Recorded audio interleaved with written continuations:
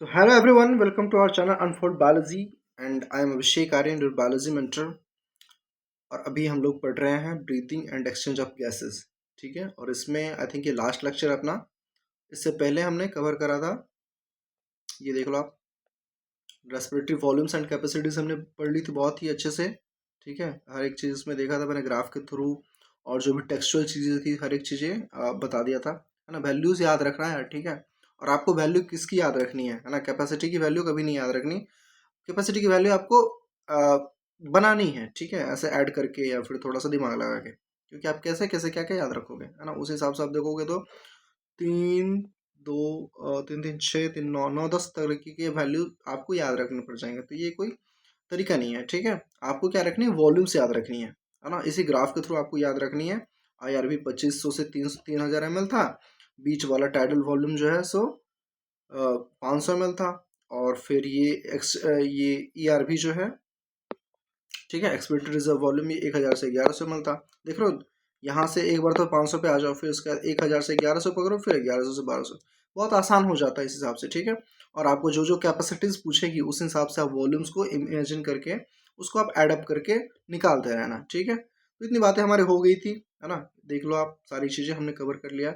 और ये I think ये लास्ट लेक्चर होने वाला है यार, ठीक है। इसमें हम लोग रेगुलेशन एंड जो आपके डिसऑर्डर्स हैं, ठीक है, ब्रीदिंग से रिलेटेड जो भी डिसऑर्डर्स हैं, रेस्पिरेटरी डिसऑर्डर्स, हम वो सब करेंगे। तो ये बहुत ही अच्छा सा अपने पास तैयार हो चुका है अभी तक, by the end of this lecture, है ना। मतलब by the end of this chapter सारी चीज़ें अपन कवर कर चुके हैं, ठीक है।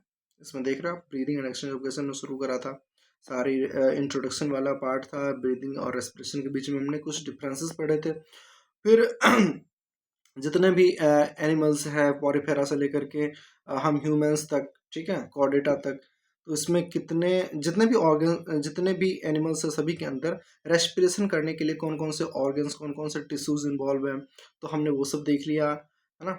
अभी चूंकि लास्ट लेक्चर में थोड़ा सा एक बार चाहता हूँ कि रिकैप कर लें और आपके नज़र से गुजर जाए कि पढ़ाई क्या क्या हो गई है। अगर कोई नया बच्चा इसमें आ रहा है डायरेक्ट, ठीक है, तो आप देख लो इतनी पढ़ाई हो गई है यार, और सारे लेक्चर्स डल चुके हैं। तो आपने क्या करनी है, पहले पूरी चीज़ें पढ़ के जानी है। मतलब पहले पूरी चीज़ें पढ़ के फिर आप यहाँ, या फिर ये भी कर सकते हो कि हाँ, किसी को इस टॉपिक में, पर्टिकुलर टॉपिक में प्रॉब्लम है, लाइक आज हम कवर करने वाले हैं क्या, regulation of respiration and respiratory disorders. तो ऑफ कोर्स आप इसमें भी यहाँ से भी शुरू कर सकते हो। और ये चूंकि बहुत ही अलग सा टॉपिक है, तो इसमें कुछ ऐसा लिंकिंग वाली प्रॉब्लम आपको नहीं आएगी, आई होप, ठीक है। तो ये चीज़ क्लियर हो जानी चाहिए। ह्यूमन रेस्पिरेटरी सिस्टम में हमने पढ़ा था, सारी चीज़ें देख रहे हो, जितने डायग्राम्स में ऐड कर सकता था मैंने किए, जितने ग्राफ, जो भी चीज़ें अपन कर सकते थे, ठीक है, डिजिटली अपन कर सकते हैं तो कर ले। ये वाइट बोर्ड पे क्लास में थोड़ी हो पाती है ना। तो इसके भी कुछ अलग फ़ायदे हैं और कुछ अलग नुकसान भी है ना। ऑफलाइन ऑनलाइन में थोड़ा सा तो डिफरेंस होता है। और अभी अपन जितना सजा सकते थे इसको यार, ठीक है, हमने कोशिश करी है बेटर से बेटर एक नोट्स बना के आपको दूं, ओके। और ये हमने पाथवे देखा, ठीक है।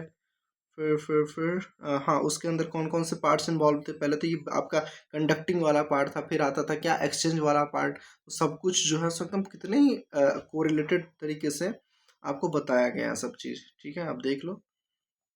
और इसको बार बार रिवीजन करते रहना। और ये लास्ट लेक्चर है, तो अभी आप इस चैप्टर के सारे क्वेश्चंस जितने भी लगा सकते लगा लो, ठीक है। लंग्स हो गया, लंग्स के अंदर एल्वियोलाई पढ़ा, एक्सचेंज ऑफ गैसेस, ये देखो ये कितनी जरूरी चीज़ थी, है ना।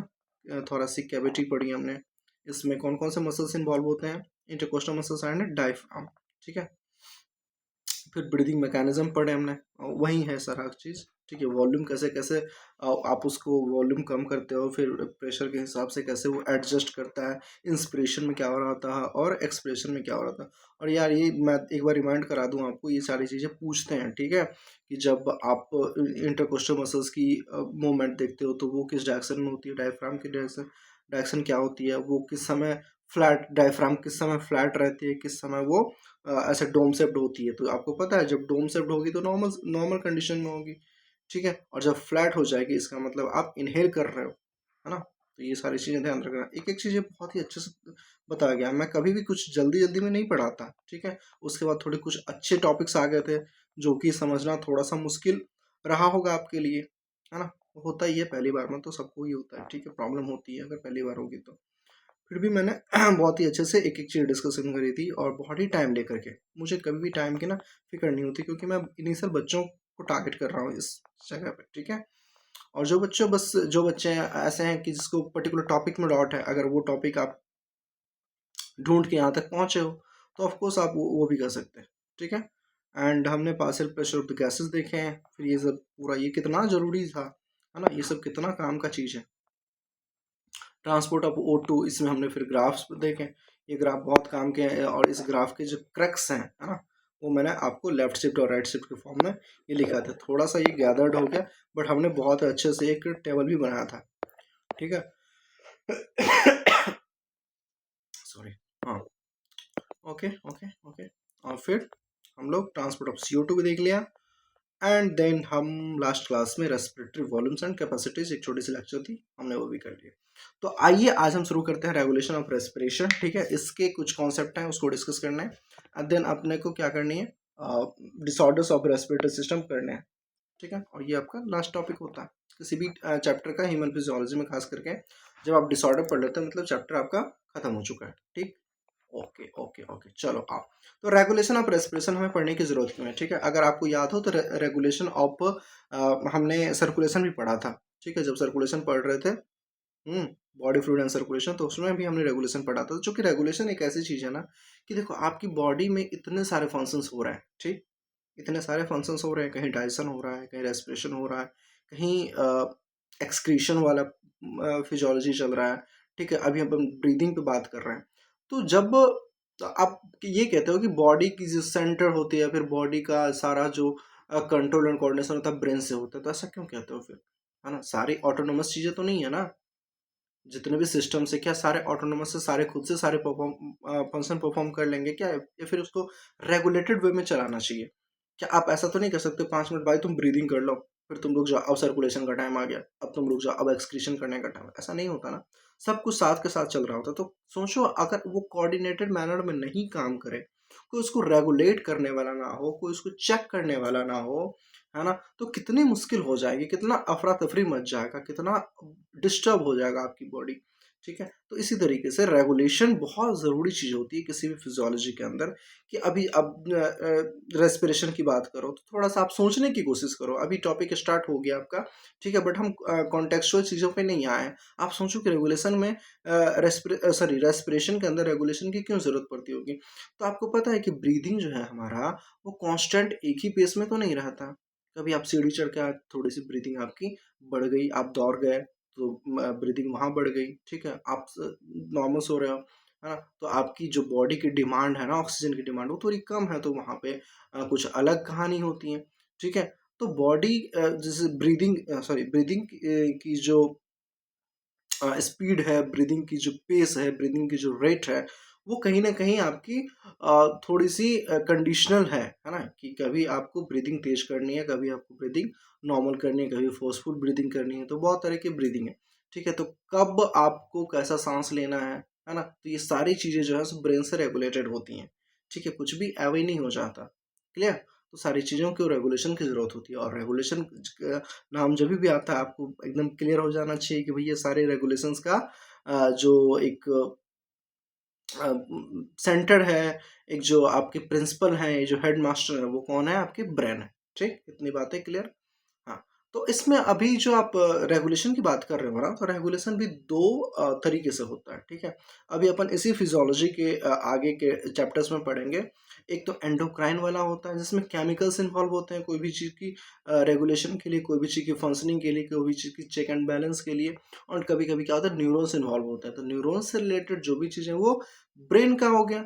और दूसरी क्या हो जाती है, एक आपके केमिकल्स होते हैं, ठीक है, हार्मोनल हार्मोनल कुछ इन्फ्लुएंसेस होते हैं, जिसकी वजह से हार्मोन्स जो है सो आपकी फिजियोलॉजी को अफेक्ट करते हैं, ठीक है। आपको याद हो तो पिछली बार भी हमने पढ़ा था, है ना, वहाँ एड्रेनल मेडुला वाला जो भी हार्मोन्स थे, ठीक है। अगर ये सर्कुलेशन की बात करूँ मैं, ठीक है, वहाँ से फिर सिंपैथेटिक पैरासिम्पैथेटिक को कैसे स्टिमुलेट करते थे, कैसे कैसे सारी चीज़ें हो रही थी, हमने सब कुछ देखा था। तो ये बहुत ही ज़रूरी टॉपिक है, और रेगुलेशन पढ़ना हमारा एक नीड भी है, बिकॉज ये आपके एनसीटी के सिलेबस में है और सवाल पूछेंगे। ठीक है, तो बहुत हो गया भैया भाषण, 10 मिनट हमने भाषण में बिता लिए और अभी तक हमने शुरू कुछ नहीं किया। ठीक है, तो आपको प्लॉट समझ आ गया हो। ठीक है, देखो मेरा टारगेट एक्चुअली छोटे बच्चे हैं, मतलब 10वीं 11th वाले बच्चे हैं। ठीक है, तो मेरे को लगता है कि बच्चे को ना पहले फील करना चाहिए कोई विषय अपन क्यों पढ़ रहे हैं, थोड़ा सा ऊपर ऊपर से एक ग्राउंड तैयार हो जाना चाहिए, फिर आपको उस पर मजा आएगा। ठीक है, उस पर खेलने में मजा आएगा कि हाँ, कि सारी चीज़ें आपको फिर पेस में आपको क्लियरली समझ में आने लगेगा। ठीक है, चलो आओ शुरू करते हैं इसको।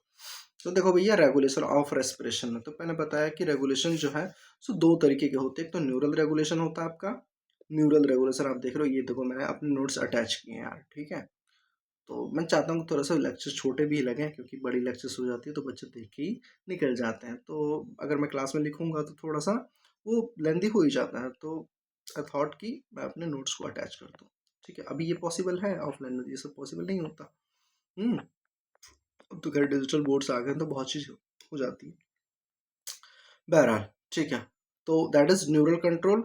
एंड दूसरा जो है सो किस लेवल पे कंट्रोल होती है, आपकी केमिकल कंट्रोल होती है। ठीक है, मतलब कहीं कहीं जो हार्मोन्स इसमें इन्वॉल्व हो जाते हैं, उस हार्मोन के सिक्रेशन की वजह से वो किसी फिजियोलॉजी को डिस्टर्ब कर सकता है, किसी ब्रीदिंग को मान लो बढ़ा सकता है, ब्रीदिंग को कम कर सकता है। तो एक तो वो एक फैक्टर हो जाता है, और दूसरा तो क्या होता है, न्यूरल कंट्रोल होता है। ये दो तरीके के हमें रेगुलेशंस पढ़ने हैं। राइट, अब आ जाओ कि सबसे बेसिक चीज़ क्या होती है कि देखो भाई, 1 मिनट में आप जो है सो 12 से 16 टाइम्स क्या करते हो, सांस लेते हो। ठीक है, 1 मिनट में आप 12 से 16 टाइम सांस लेते हो, और एक सांस लेने में मतलब वन ब्रीदिंग में जो आप एक्सहेल और इनहेल दोनों लगा के, ठीक है, वन ब्रीदिंग में आपको समय लगता है कितना, 5 सेकंड ऑन एन एवरेज। ठीक है, ऑन एन एवरेज 5 सेकंड लगता है। और आपको याद होगा कि 1 मिनट में 12 से 16 मिनट हम रिस्पायर करते हैं, हम ब्रीद करते हैं। ठीक है, तो ये चीज़ें क्लियर है। तो अब देखो, ये जो एक ब्रीदिंग में 5 सेकंड लग रहे हैं ना, एक ब्रीदिंग के अंदर क्या लग रहा है, 5 सेकंड लग रहा है। तो इसमें हो क्या रहा है, इसमें जो आपका 2 सेकंड है, आप क्या करते हो, इंस्पायर करते हो, और 3 सेकंड क्या करते हो, आप एक्सपायर करते हो। ठीक है, ये अलग सा तो नहीं लग रहा कुछ, 1 सेकंड तो हल्के कलर ले लेता हूँ। ठीक है, ओके, हाँ, 2 सेकंड के लिए आप क्या किए, इंस्पायर किए, और 3 सेकंड के लिए एक्सपायर किए। तो अजीब सा ही लग रहा है ना, हटाओ, कोई बात नहीं। सो आप देख लेना एक एक चीज, जैसे जैसे मैं इंडिकेट कर रहा हूँ, यहाँ पे आपको इंडिकेशन दिख रही होंगी। हाँ, ठीक है, ये वाली, हाँ, इसी के हिसाब से आप बोर्ड को मतलब बस स्क्रीन को ध्यान रखें। एक ब्रीदिंग के अंदर अपन 2 सेकंड लेते हैं इंस्पिरेशन करने में। ठीक है, सॉरी, 2 सेकंड, और एक्सपायर करना। ठीक है, ये 3 सेकंड लगता है आपका। तो ये नॉर्मल आपकी पेस है। ठीक है, अब देखो कि न्यूरल कंट्रोल, न्यूरल वाला पार्ट भी जो है ना, वो भी दो जगह से आपकी रेगुलेट होती है। ठीक है, आपको पता होगा ब्रेन के ना ये पीछे वाले पोर्शन में, यहाँ पे, ठीक है, कोई कहता है छोटा दिमाग होता है ना, यहाँ पे, तो पीछे वाले पोर्शन में that is hind brain is present. ठीक है, तो हैंड ब्रेन में एक पोर्शन आता है दैट इज मेडुला ऑब्लंगेटा। ठीक है, मेडुला ऑब्लंगेटा आता है, तो उसके पास एक रेस्पिरेटरी रिदम सेंटर होता है। रिदम मतलब क्या हो, किसी भी चीज की गति को बनाए रखना, मेंटेन करना, रिदम। ठीक है, तो एक पेस कह लो आप, है ना, तो उस पेस को मेंटेन करने वाला एक सेंटर होता है that is called respiratory rhythm centre. वो कहाँ होते हैं, मेडुला ऑब्लोंगेटा के पास होते हैं। ठीक है, और उस मेडुला ऑब्लोंगेटा के पास क्या होता है कि हाँ, रेस्पिरेटरी रिदम सेंटर हो गया, इसको देखो शॉर्ट में आरआरसी भी बोलते हैं। ठीक है, कहीं आरआरसी लिखा रहे हैं तो आप कंफ्यूज मत होना। ठीक है, ये आरआरसी हो गया। ठीक है जी, चलो। तो इसमें क्या हो रहा होता है कि ये क्या करते हैं, जितने भी इनहेलेशन या एक्सहेलेशन कर रहे हो, चाहे वो फोर्सफुल कर रहे हो, चाहे वो नॉर्मल कर रहे हो आप, है ना, आप आराम से सांस ले रहे हो नॉर्मल, या फिर फोर्सफुल सांस ले रहे हो। ठीक है, तो सारी चीज़ों के लिए जो प्राइमरली रिस्पॉन्सिबल होता है, जो जनरेट होती है रिस्पॉन्स वहाँ से, ठीक है, उसके लिए जो आपके रिस्पॉन्स जनरेट होते हैं वो किसकी वजह से होता है, या फिर कौन करता है, that is respiratory rhythm centre in medulla oblongata के अंदर जो होती है, वो करता है आपका। ठीक है, तो इसमें ये सारी चीज़ें हो गई। तो अभी मैं बताऊंगा, ये जो आपको दिख रहा है, अभी मैं इसको खत्म करता हूँ फिर बताऊंगा। ठीक है, और एक और जगह होती है न्यूमोटैक्सिक सेंटर इन पोन्स वेरेली, पोन्स वेरोली। ठीक है, तो ये जगह कहाँ है, ये भी यही है, बस मेडुला के ऊपर होते हैं। और सारे कहाँ आते हैं, ये सारे कहाँ आते हैं, हैंड ब्रेन के अंदर ही आते हैं। ठीक है, हम्म, ये तो आपने पढ़ा होगा ना, सेरेबेलम, पोन्स, मेड्यूला, है ना, तो ये सारी चीजें वहीं की हैं। पोन्स थोड़े से मेडुला के ऊपर होते हैं, फिर ये आपका मेडुला हो गया, देन सेरेबेलम होता है। थिंक यही है ना, हाँ ठीक। सो अब देखो ये तो क्लियर हो गया ना कि ये आराम से सब कुछ स्टार्ट कर रहा था, और जो मेन फंक्शनिंग था, प्राइमरली रिस्पॉन्सिबल, कोई पूछे सबसे प्राइमरली रिस्पॉन्सिबल, सबसे मेनली कौन रिस्पॉन्सिबल होता, तो that is your RRC in medulla oblongata, ठीक है, मेडुला ऑब्लंगेटा। एंड दूसरा कौन इन्वॉल्व होता है, that is pneumotaxic centre in pons varolii, ठीक है, न्यूमोटैक्सिक सेंटर एक होता है ना, जैसे ये सेंटर्स, जो ये जो सेंटर्स देख रहे हो, ये सेंटर्स देख रहे हो, ये एक स्पेशल कुछ नोडल टिश्यूज होते हैं, कुछ टिश्यूज होते हैं ऐसे, ठीक है, ब्रेन के अंदर है, तो ये कुछ सेंटर्स कहलाया गया है, ठीक है, क्योंकि उस पर्टिकुलर फंक्शन परफॉर्म करते हैं, ठीक है, ये पोन्स जो है सो पार्ट है आपका हैंड बैंड का, ठीक है। इसका काम बताता हूँ क्या होता है, ये देखो, ये तो नॉर्मल चीज़ें थी ना, है ना, वो एक्सपायर कर रहे हो आप, इनहेल कर रहे हो, एक्सहेल कर रहे हो, सारी चीज़ें जो भी कर रहे हो, तो उस समय आपका कौन रेस्पिरेटरी रिदम सेंटर हो रहा है, बट आपको कब सांस को रोकनी है, कब सांस को स्पीड अप करनी है, कब आपकी दम ऐसे फूलने लग जाती है ना, कभी आपकी ब्रीथिंग तेज हो जाती है, रेस्पिरेशन रेट जो रेस्पिरेशन रेट में जो डिफरेंस होती है ना, रेस्पिरेटरी रेट में जो डिफरेंस होती है, वो किसके वजह से होती है, अपन उसके लिए जो है जिम्मेदार होता है निमोटैक्सिक सेंटर, ठीक है। तो ये एक्चुअली क्या होता है ना कि कार्बन डाइऑक्साइड के बढ़ते ही वो कुछ ज़्यादा ही सेंसिटिव हो जाता है, ठीक है। अब मान लो अगर 5% या 1-2% ऐसा ऑक्सीजन के अंदर वेरिएशन आ जाए, ठीक है, ऑक्सीजन भले ही कम मिलने लग जाए, या फिर ऑक्सीजन थोड़ा सा ज़्यादा हो जाए, तो उस समय वो इतना एक्टिवेट नहीं होता जितना किसके लिए एक्टिवेट हो जाता है, थोड़ा सा भी PCO2 मतलब कार्बन डाइऑक्साइड का प्रेशर थोड़ा सा ही बढ़ा, आपको पता है ना कार्बन डाइऑक्साइड हमारे लिए बहुत ही हार्मफुल है, उसको हमेशा निकालते रहना चाहिए। अगर कार्बन डाइऑक्साइड आप सोचो हमारे बॉडी के अंदर एक्यूमुलेट होना शुरू हो जाए, ये जमा होने लग जाए, ये बाहर निकल ही ना पा रहा हो, तो बड़ी मुश्किल नहीं हो जाएगी, हाँ, ये तो जहर जैसा है, ठीक, तो इसको निकालना बहुत ज़रूरी होता है। तो यही कह रहा है कि कार्बन डाइऑक्साइड के इंक्रीज होते ही, या फिर आप सोचो कि जब कार्बन डाइऑक्साइड इंक्रीज होगा तो H+ भी इंक्रीज होगा। आपको याद होगा वो कार्बोनिक एसिड वाला चीज़, है ना, SCO3 में, फिर अभी मैं उसमें जाऊँगा नहीं, ठीक है। तो ये जब PCO, ये अपन कहाँ देख रहे थे, टिश्यू के पास देख रहे थे, PCO2 वहाँ ज़्यादा थी, H+ की कंसंट्रेशन भी ज़्यादा थी, वहाँ अपन लेस पीएच भी देखे थे। सब कुछ रिलेट करते चलना, जितना जो भी चीज़ लगे कि पिछले से पिछली बारी हमने पढ़ा था जो चीज़ें हैं, तो थोड़ा सा उस पर रुक के ध्यान सोच लेना, ठीक है। जैसे कि PCO2 जहाँ बढ़ा तो H+ ऑब्वियसली बढ़ेगी, वहाँ टेम्परेचर बढ़ेगी, बहुत सारी चीज़ें देख रहे थे हम लोग एक साथ, है ना। तो वहाँ अगर PCO2 बढ़ गई, ठीक है, मान लेते हैं कहीं PCO2 बढ़ गई, तो उस समय क्या होता है कि भैया ये पूंस को सिग्नलिंग देता है कि पूंस भैया, ये पूंस है, ठीक है, हाँ, कि तुम क्या करो, तुम जाकर के आरसीसी को बोलो, तुम जाकर के आरसीसी को बोलो कि ये भैया क्या करे, इंस्पिरेशन को थोड़ा कम करे, क्योंकि इंस्पिरेशन आप थोड़ा कम करोगे ना, तो रेस्पिरेशन वो जो 5 सेकंड था ना, 5 सेकंड, उसमें इंस्पिरेशन का समय को क्या करता है, 1 second, reduce duration of inspiration, switch off inspiration, मतलब ये कह रहा है कि इंस्पिरेशन को थोड़ा सा कम करना, ये कंप्लीटली स्विच ऑफ तो नहीं होगा। ये देखो यहाँ सही लिखा हुआ है, रिड्यूस ड्यूरेशन ऑफ इंस्पिरेशन, यहाँ जो आप 2 सेकंड ले रहे थे ना इंस्पिरेशन के लिए, वो अभी क्या हो जाएगा, थोड़ा सा इंस्पिरेशन आपका कम हो जाएगा। तो इससे क्या हो जाएगा कि 4 सेकंड मिल जाएंगे किसको, एक्सपिरेशन को, तो एक्सपिरेशन में कार्बन डाइऑक्साइड थोड़ा जल्दी जल्दी निकलने लग जाएगा, है कि नहीं, समझ पा रहे हो, तो आप जल्दी जल्दी सांस लोगे, है ना, क्योंकि आपको सांस तो लेनी है, बट आपका सांस का ड्यूरेशन कम कर दिया, है ना, तो आप सांस जल्दी जल्दी लोगे, है ना। तो ये चीजें हो गई आपकी, अभी आप 2 सेकंड में सांस ले रहे थे और 3 सेकंड में छोड़ रहे थे, आपको सांस लेने के लिए 1 ही सेकंड मिल रहा है ना, तो ऐसे हाँफते हुए नहीं सांस लोगे आप, है ना, तो उससे होगा क्या एक्चुअली, चीज जो हम कहना चाह रहे हैं एक्चुअली उसमें होगा क्या कि कार्बन डाइऑक्साइड को हम ज्यादा से ज्यादा फ्लश आउट कर पाएंगे, ठीक है, क्योंकि प्रॉब्लम कहाँ हुई थी कि कार्बन डाइऑक्साइड अपना एक्यूमुलेट होना स्टार्ट हो गया था, कार्बन डाइऑक्साइड निकल ही नहीं पा रहा था। तो जहां भी PCO2 की मात्रा ज्यादा बढ़ जाएगी, और खास करके कहाँ, एट्रियल ब्लड के अंदर, वेनिल्स के ब्लड के अंदर तो ऑलरेडी CO2 ज्यादा होते हैं ना, प्रॉब्लम तो तब आएगी जब आर्टरी के अंदर ऑक्सीजनेटेड ब्लड ज्यादा होने चाहिए थे, है कि नहीं। आर्टरी के अंदर भैया ऑक्सीजनेटेड ब्लड ज्यादा होना चाहिए, बट आपका ऑक्सीजनेटेड ब्लड, ये आपका आर्टेरियल ब्लड के अंदर क्या हो गया, कार्बन डाइऑक्साइड की अमाउंट बढ़ने लग गई थी, ये तो प्रॉब्लम करेगा ना। तो इसीलिए ये क्या होता है पोन्स को जा करके स्टिमुलेट करता है, फिर पोन्स करता है आरआरसी। आरसीसी को मेन तो काम इसी का है कि क्या करेगा, बस इसको बता देगा, है ना, ऐसे ब्रेक या फिर एक्सेलरेटर लगाएगा, ठीक है, इसलिए मैंने लिखा था ये। अभी और इसको क्लियर करूंगा, पहले आप समझ लो, ठीक है। तो ये क्या करता है, इंस्पिरेशन को कम कर देता है। भैया तुम सांस थोड़ा, मतलब रेट को कम कर देता, सॉरी, इंस्पिरेशन के समय को कम कर देता है, टाइमिंग को कम कर देता है, ठीक है। अब उससे क्या होगा, रेस्पिरेटरी रेट थोड़ा सा बढ़ जाएगा, जो आप सांस ले रहे थे ना जल्दी जल्दी, आप सांस, आपको एक ही सेकंड मिल रहा है सांस को अंदर खींचने के लिए, तो आप थोड़ा सा रेस्पिरेटरी का रेट बढ़ाओगे, जल्दी जल्दी लोगे, ठीक है।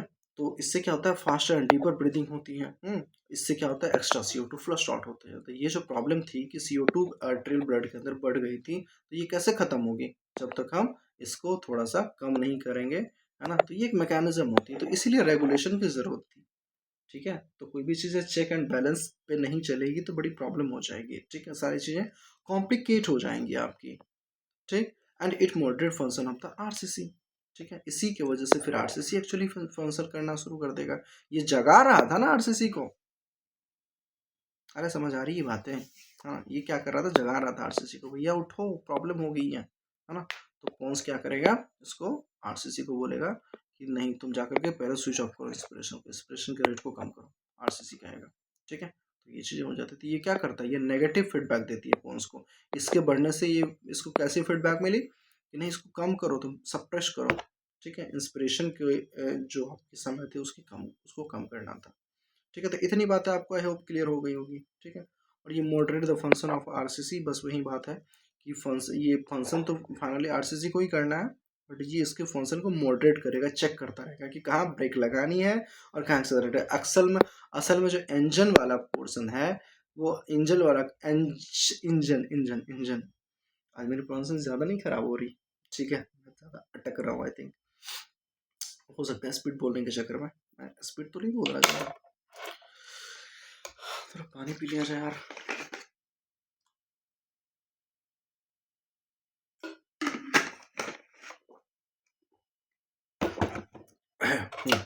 ठीक है। तो आपका ब्रेक एंड एक्सेलरेटर वाला काम कौन कर रहा था, न्यूमोटैक्सिक सेंटर, और जो असल में इंजन था वो कौन था, आरआरसी था, मेडुला ऑब्लांगेटा के अंदर। तो इतनी बातें याद रह जाएगी। आप कुछ पूछ रहे न्यूमोटैक्सिक सेंटर कहाँ, पोन्सवेरोले के अंदर, रेस्पिरेटरी सिस्टम कहाँ, मेडुला ऑब्लांगेटा के अंदर। अब देख लेंगे एनसीईआरटी में कितनी बातें हैं जो हमें याद रखनी चाहिए, ठीक है। बाकी सारी चीज़ें समझ आ जानी चाहिए, कुछ भी अनदेखा सा ना लगे, क्योंकि 2025 की नीड जो है हमें इस चीज़ की तरफ इशारा कर दिया था कि भैया आसपास की जो भी चीज़ें उसको कलेक्ट करने की कोशिश करते रहो, है ना। You should not restrictly confined to the NCERT की टेक्स्ट, है ना। थोड़ा सा हाथ पैर फैलाओ आप, कुछ चीज़ें अगर आपको परेशान कर रही है तो उसके आसपास आप घूमो, थोड़ा सा पता करो कि और क्या क्या हो सकती है उसके अराउंड, कलेक्शन करो। उससे होगा क्या, दाएं बाएं की चीज़ें आप थोड़ी पढ़ लोगे तो थोड़ा आपको सहूलियत हो जाएगा समझने में।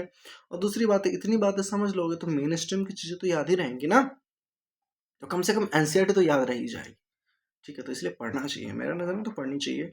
अब देखते हैं 2026 में कैसा क्वेश्चन आता है, तो वो यार कुछ गारंटी नहीं है एनटीए का, ठीक है। चलो, तो ये काम हो गया आपका, ये न्यूरल वाले तरीके में ये दो पार्ट है, ठीक है। आरआरसी हो गया। अब अपन आ जाते हैं कहाँ, हार्मोन से, ठीक है। तो कुछ चीज़ें जो यहाँ पे हो रही थी, ब्रीदिंग के रेट को कम कर रहे थे आप, रेस्पिरेटरी रेट बढ़ा रहे थे, कहीं इंस्पिरेशन के समय को कम कर रहे थे, तो कहीं ना कहीं ये ब्रेक लगाना एक्सेलरेशन वाला ही काम है ना। तो ये सब सारी चीज़ें हो गई, तो ये किससे रिलेटेड है, पूरा ब्रेन से रिलेटेड है, ठीक है, नर्व ब्रेन से, इन सब चीज़ों से रिलेटेड है। अब आते हैं अपन कहाँ, केमिकल कंट्रोल पे, है ना। तो न्यूरॉन्स को या फिर ब्रेन को जितना कंट्रोल करना था वो तो कर लिया, बट एक और इंसान है जो इस चीज़ को कंट्रोल कर सकता है, दैट इज केमिकल कंट्रोल, ठीक है। केमिकल कंट्रोल एक और तरीके से कंट्रोल किया जाता है, केमिकल के तरीके से, ठीक है। केमिकल कहते ही आपको ध्यान आना चाहिए, कुछ हॉर्मोन्स होते हैं, है ना, कुछ ऐसे प्रॉपर सेंटर्स होते हैं जो स्टिमुलेट हो जाते हैं ऐसे जगह से, किसी चीज़ के बढ़ जाने से, ठीक है। तो ये हार्मोनल बैलेंसिंग का एक तरीका है, ठीक है। ये देखो केमो सेंसिटिव रीजन्स होते हैं, तो इसमें केमिकल्स, इसमें जो है सो क्या होते हैं, केमिकल्स इन्वॉल्व होते हैं, ठीक है। तो ये बातें हो गई आपकी, ठीक है। अब देखो होता क्या है, 3-4 जगह ऐसे सेंटर हैं जो बता देता है कि भैया PCO2 बढ़ गई है। बेसिकली हमें जो काम करना है ना, पीसीओ कार्बन डाइऑक्साइड से रिलेटेड चीज़ें ही देखनी है ना। अगर हम रेस्पिरेशन की रेगुलेशन की बात करेंगे तो हम सबसे पहले बात वही करेंगे कि कार्बन डाइऑक्साइड कहाँ बढ़ा। मेन कारण आपका जो है, अगर आपने उसको पकड़ लिया तभी आप रेस्पिरेशन के रेट को कंट्रोल कर पाओगे, रेगुलेट कर पाओगे, है ना। तो आप इसमें भी देख रहे थे कि हम पूरा फोकस कहाँ था अपना, कार्बन डाइऑक्साइड पे था कि भैया कार्बन डाइऑक्साइड किसी तरीके से नहीं बढ़ना चाहिए। आप सोचो ना, प्रॉब्लम तो वही हो जाएगी। आप थोड़े से ऑक्सीजन ज़्यादा ले लोगे, ज़्यादा सांस ले लोगे तो उससे प्रॉब्लम नहीं है। कार्बन डाइऑक्साइड आपके अंदर ज़्यादा नहीं होनी चाहिए, और वो भी कहाँ, एट्रियल ब्लड के अंदर। जहाँ था वो तो था ही, वेनस ब्लड के अंदर तो बहुत ज़्यादा ही कार्बन डाइऑक्साइड होती है ना। बट एट्रियल ब्लड के अंदर तुम कैसे कार्बन डाइऑक्साइड बढ़ा दोगे यार, है ना प्रॉब्लम। ठीक है, ये बात है। इसीलिए कार्बन डाइऑक्साइड पर पूरा फोकस है कि ये नहीं बढ़ना चाहिए भाई, कुछ भी हो जाए ये नहीं बढ़ना चाहिए। तो इसके लिए अपने अंदर कितने सारे मैकेनिज्म चल रहे हैं। ठीक, चलो। तो हाँ, अब देखो ये 3-4 वर्ड्स आपको कुछ कुछ परेशान कर सकते हैं पढ़ के। मैं आपको सारी चीज़ें बताता चलूँगा। देखो, आर्टिक बॉडीज़ है और कैरोटिड बॉडीज़ हैं, medulla adjacent to the RCC है। ठीक है, ये 3 वर्ड हैं आपके। और यहाँ पे क्या होता है, कुछ केमोसेंसिटिव रीजन्स हैं ये, है ना। केमोसेंसिटिव रीजन्स हैं, वहाँ कुछ केमिकल्स रिलीज होते हैं। और जब PCO2 जो है ना, सेंसिटिव टू PCO2 कहने का ये मतलब है कि जब जब कार्बन डाइऑक्साइड की मात्रा बढ़ती है ना, तो ऐसे ऐसे जगहों पे क्या होती है, कुछ सेंटर्स एक्टिवेट हो जाते हैं आपके। ठीक है, कुछ केमिकल्स रिलीज हो जाने लग जाते हैं। वो आपको सिग्नल देता है, किसको, वो सिग्नल देता है फिर से जा करके, है ना, न्यूरोटॉक्सिक सेंटर को, फिर ये फाइनली आरसीसी को। तो जो चीज़ें पहले वो डायरेक्ट डायरेक्ट पता कर ले रहा था, है ना, डायरेक्ट सिग्नलिंग इसको मिल रही थी, अब किसी और के थ्रू मिलेगा। बात आई समझ, है ना। काम फाइनली इसी को करना है, इसी को करना है पहले, मतलब फाइनली ये। ठीक है, लेकिन अभी ये इसको जगा रहा था, अब क्या करेगा, अब देखो ये वाला पार्ट पहले इसको जगाएगा और फिर जाकर के ये इसको जगाएगा। ठीक है ना। तो ये इतनी सारी चीजें हैं इसमें। तो केमिकल कंट्रोल एंड कोऑर्डिनेशन में, हाँ सॉरी, केमिकल कंट्रोल या फिर केमिकल रेगुलेशन में, है ना, तो कुछ केमो सेंसिटिव रीजन्स होते हैं। आपको रीजन्स कौन कौन से, मैं ये बताता हूँ आपको। देखो, एरोटिक बॉडीज का ये मतलब हुआ कि जो आपने हार्ट पढ़ा ना, हार्ट, ठीक है, तो हार्ट के पास ना कुछ जैसे कि ऑर्टा जा रहे थे। ठीक है, ये मान लो आपका हार्ट है। ठीक है, ये सारी चीजें हार्ट है। ठीक है, तो ये आपका ऑर्टा जा रहा था। ठीक है, तो एक ऑर्टा ऐसी होती हैं जो ब्रेन के पास जाती हैं। ठीक है, ब्रेन के पास जाती हैं।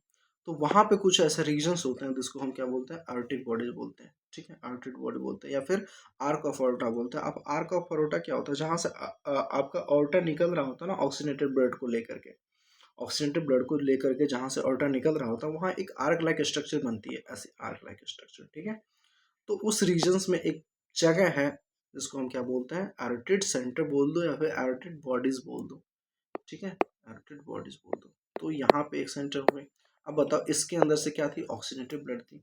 इसके अंदर क्या थी, ऑक्सीनेटेड ब्लड थी, क्योंकि आर्टरी से रिलेटेड चीज़ें तो ऑक्सीनेटेड ब्लड ही होंगी, है ना। और वो उसको लेकर के वो कहाँ जाने वाला था, ब्रेन को, ब्रेन के पास जाने वाला था, फिर मतलब कहीं भी जाने वाला था, पूरे बॉडी के पास जाने वाला था। ठीक है, पूरे बॉडी के पास जाने वाला था। बट एक ऐसा वहाँ पे टिश्यू है, दैट इज एरोटिक बॉडी, है ना। वहाँ वो जो है सो सेंस कर लेता है यहीं पे, कि वो क्या कर लेता है यहीं पे, जब ऑर्टा जो है सब ऑक्सीनेटेड ब्लड लेकर के निकला, तो उसने वहां पे सेंस कर लिया कि इस ऑक्सीनेटेड ब्लड के अंदर भैया CO2 का अमाउंट तो ज्यादा है यार, है ना। और ये सिग्नल पहुंचा देता है केमिकल्स के थ्रू, किसको, ब्रेन को। आप समझो, ये कुछ कर नहीं रहा है खुद से। ये नहीं है कि ये ब्रीदिंग को कम कर देगा, ये ब्रीदिंग को ज्यादा कर देगा, है ना, ये रेट बढ़ा दे, कुछ नहीं कर रहा है ये बस जा करके बता रहे, भैया भैया देखो, तुम्हारे पास जाएगा तब तुम जानोगे, है ना। तुम यहाँ से ब्लड जाएगा तुम्हारे ब्रेन के पास, तब तुमको पता लगेगा ना। न्यूरोटॉक्सिक सेंटर तुमको जगाए करके, देखो देखो CO2 के अंदर तो ये प्रॉब्लम आ गई यार, सॉरी, आर्टेरियल ब्लड के अंदर तो ये प्रॉब्लम है कि CO2 उसमें ज़्यादा है। लेकिन अभी अभी देखो ये आउटा क्या कर रहा है, अभी पूरे ब्लड को, आउटा को आपको पता है ना, ये पूरा फिर जितने भी बॉडी पार्ट्स है आपको सभी को ये ऑक्सीनेटेड ब्लड देते हैं। तो जब यहाँ से निकल रहा होता है ना, उसी पॉइंट पर पकड़ लेता है, उसी पॉइंट पे क्या कर लेता है, वो सेंस कर लेता है कि भैया इस ब्लड के अंदर जो तुम पूरे बॉडी को देने जा रहे हो, सब में तो CO2 का अमाउंट ज्यादा है ना। पानी जो मान लो आप पी रहे हो, है ना, उसके अंदर कुछ ऐसी हो जाए, जहर हो जाए, ठीक है, तो जब पी लोगे तब तब तब तो चलो ठीक है, आप बीमार पड़ोगे, आपको पता लगेगा। लेकिन जहाँ मिलना शुरू हुआ था वहीं से आपको कोई बता दे कि देखो मैंने देखा है कि वो जो है उसमें क्या क्या डाला हुआ है उस पानी के अंदर, मत पियो मत पियो, वैसी चीजें हैं। ठीक है, हर चीज एनालॉग, ये जो एनालॉगी मैं करता रहता हूँ, मेरे को कई बार ना मैं ऐसे ब्लैंक हो जाता है, मैं बता क्या रहा हूँ, ठीक है, बच्चे क्या इंटरप्रेट करेंगे और क्या उसका कुछ लॉजिक है भी या नहीं। ठीक है, तो जब मैं टॉपिक से भटकता हूँ तो मैं प्रॉपर एग्जांपल अभी ले नहीं पा रहा। ठीक है, मेरे को लगता है ऐसी एक कमी है, थोड़ी सी एक्सपीरियंस के बाद और बढ़ जाएगी। ठीक है, हमारे मैथ वाले सर थे कि तो वो हर एक सवाल से पहले ना 10 फालतू की चीजें, मतलब आसपास की चीजें समझाते थे कि दादी अम्मा ये करती थी, तो वो होता था। हम मेरे को समझ नहीं आता था, उस कहानी में इतना इंटरेस्ट आ जाता था कि समझ नहीं आता था टॉपिक क्या चल रहा है। ठीक है, उस कहानी में इतना इंटरेस्टेड रहा था। तो यही चीज है, मैं एनालॉग करने की कोशिश करता हूँ। ठीक है, बट थोड़ा सा ये मिसमैच टाइप का हो सकता है, हो जाता होगा। खैर खैर खैर खैर, चलो ठीक है। तो ये बात यही है कि अभी आप जो है सो ये जो आर्क जैसा बन रहा था ना, यहाँ पे आर्टरी जहाँ पे खुलती है, हर्ट को जहाँ छोड़ती है उस पॉइंट पे एक आर्क जैसा बनता है, that structure is known arc of art. ठीक है, वहां पे एक सेल होते हैं, यहाँ पे कुछ टिश्यूज होते हैं, that is aortic bodies. Aortic bodies वो क्या करते हैं, कुछ केमिकल्स रिलीज करते हैं और पहुंचाते हैं कहाँ, ब्रेन तक, कि भैया भैया देखो ये जो ब्लड है, जो एट्रियल ब्लड है, जो बॉडी के अंदर हर एक पार्ट के पास जाएगा, उसके अंदर तो CO2 का मात्रा ज्यादा है यार। ठीक है, ज्यादा है, तो अब क्या करें। फिर ये जाकर के सबसे पहले किसको जगाएगा, ये सबसे पहले जाएगा जगाएगा न्यूमोटैक्सिक सेंटर को, and then pneumotaxic centre RCC को बोलेगा, और फिर उसके बाद ये सारा काम करेगा। It activates on increase PCO2, उसके बाद अपना काम करना ही शुरू कर देगा। ठीक है, तो यही सब सारी चीजें लिखी हुई हैं। एक तो अर्टिक बॉडीज, हाँ अभी ये सेंटर्स अपन पढ़ रहे थे, काम तो ये देख रहे सेंसिटिव ये, फिर it again activate pneumotaxic centre, और उसके बाद जो भी प्रोसेस था, ये वाला प्रोसेस फिर से शुरू हो जाएगा। ठीक है, ये वाला प्रोसेस फिर से शुरू हो जाएगा, लेकिन इसमें सबसे पहले डिटेक्ट कौन किया, है ना, यहाँ था कि आप देखो एक सेकंड, अगर ये चीज नहीं समझ आई होगी ना तो मैं एक बार फिर से बताने की कोशिश कर रहा हूँ। समझो, जो पुरानी कहानी थी अभी तक, जो नर्व वाली कहानी थी, मतलब न्यूरल वाली कहानी थी, उसमें क्या हो रहा था कि देखो, ये कह रहे हैं कि एट्रियल ब्लड के अंदर डिऑक्सी सॉरी एट्रियल ब्लड के अंदर, हाँ, एट्रियल ब्लड के अंदर जो ऑक्सीनेटेड होने चाहिए तो उसमें क्या है, CO2 है। ये ब्रेन को कब पता चलेगा, आप ये सोचो, आप ये सोचो कि ये चीज जो है ब्रेन को कब पता चलेगा। ब्रेन को तब ना पता चलेगा जब ब्रेन के पास ब्लड पहुंचेगा, है ना, जब हार्ट से ब्लड निकला, है ना, ये मान लेते हैं हार्ट से, ऐसे मान लो कि ये ब्लड निकला, ठीक है, एक ऐसा जो है आपका अरोटा जो है सब ब्लड लेकर के निकला, और यहाँ पे जहाँ खुलती है ना ये, यहाँ पे एक आर्क लाइक स्ट्रक्चर बनाती है, तो ये यहाँ से तो ब्लड पूरे बॉडी को जाएगा, है ना, यहाँ से ब्लड पूरे बॉडी को जाता है। ठीक है, तो ब्रेन को तो तब पता चलेगा ना कि ब्लड के अंदर CO2 ज्यादा है, जब ब्रेन तक पहुंचेगा ब्लड। हाँ, तो इसी में से एक जो तार था, मान लेते कि ये एक हर एक जगह जा रही थी, तो एक जो है सो इसी को कह देंगे ये ब्रेन के पास जा रही थी। तो ब्रेन के पास जब पहुंच जाएगा ब्लड, तब ना यहाँ के न्यूमोटैक्सिक सेंटर को एक्टिवेट करेगा, और क्या नाम है, और जो भी बोन्स थे सबको एक्टिवेट करेगा, ये सारा काम होगा। बट मैं ये कह रहा हूँ कि यहीं पे जहाँ उसने ख़त्म किया ना, जहाँ उसने मतलब ये हार्ट से निकला, जस्ट निकला और पूरे बॉडी तक जाने ही वाला था, उसी पॉइंट पे एक पॉइंट आता है, that is arc of aorta. और वहीं पे कुछ ऐसे सेल्स होते हैं, वहीं पे कुछ ऐसे सेल्स होते हैं जिसका नाम है आपका, जिसका नाम है एरोटिक बॉडी। वो क्या करते हैं, डिटेक्ट कर लेते हैं कि भैया इसमें तो प्रॉब्लम है यार, है ना, इसमें तो प्रॉब्लम है, ये जो ब्लड आपके पास जा रहा है वहीं उसमें तो प्रॉब्लम है। तो उसके बाद फिर इसको जगा दिया। अब जगा दिया तो फिर से ये हरकत में आ गया कौन, न्यूमोटैक्सिक सेंटर, देन फिर ये रेस्पिरेटरी रिदम सेंटर, ये सारी चीज़ें फिर से रिपीट हो जाएंगी। हाँ, फिर से ये इंस्पिरेशन का रेट कम हो जाएगा, इंस्पिरेशन का ड्यूरेशन कम हो जाएगा। यार मैं बार बार थोड़ा सा गलती भी कर रहा हूँ, ड्यूरेशन ऑफ इंस्पिरेशन कम होता है, वही रेस्पिरेटरी रेट बढ़ जाती है। रेस्पिरेटरी रेट आपकी बढ़ जाती है, एंड देन एक्स्ट्रा CO2 को हमें बाहर करनी होती है। तो प्रॉब्लम तो यही था ना, CO2 ज़्यादा हो गई थी। आई होप क्लियर हो गया, मैं बहुत ज़्यादा एक्सप्लेन कर चुका हूँ, मुझे लग रहा है ऐसा। ठीक है, और यही सारी काम है जो है सो कैरोटिड बॉडी। अब कैरोटिड बॉडीज क्या होती हैं? अब यहाँ ये सब सारे ना सेंसर्स हैं आपके, है ना, जो CO2 को पहचानता है कि ब्लड के अंदर भैया ये जासूस है कि देखो अगर वो आएगा ना, वो आएगा तो हमको पहले आकर के तुम बता देना, कुछ हो जाए ये नहीं आना चाहिए, ऐसा है, ठीक है। तो एक तो एरोटिड बॉडी के पास वो शक्ति थी, दूसरा कैरोटिड बॉडी के पास है। तो कैरोटिड बॉडी क्या होती है? तो कैरोटिड एक ऐसे यहाँ पे गर्दन के पास ना, गर्दन के पास जहाँ अ, उसको कैरोटिड नर्व या कुछ ऐसा बोलते हैं, कैरोटिड आर्टरी, ठीक है, हाँ। तो वहाँ जब बाइफर्केट होते हैं ना ये, तो उसी जगह पे एक ऐसे टिश्यूज होते हैं that is called carotid bodies, ठीक है। तो उस कैरोटिड बॉडीज में भी ये क्षमता है ना, ये यहाँ तक पहुंचा, ठीक है, तो आपको जाकर के फिर ब्लड को बता देगा। या फिर चलो अगर ये भी नहीं बता पाया तो एक और भी जगह है, चलो मेडुला तक पहुंच जाना है तो उसको, तब उसको जाकर के पता चलेगा, ठीक है। तो ये भी चीज़ें हैं कि मेडुला के एडजेसेंट में, मेडुला एडजेसेंट टू RCC, यहाँ भी सेंटर्स होते हैं।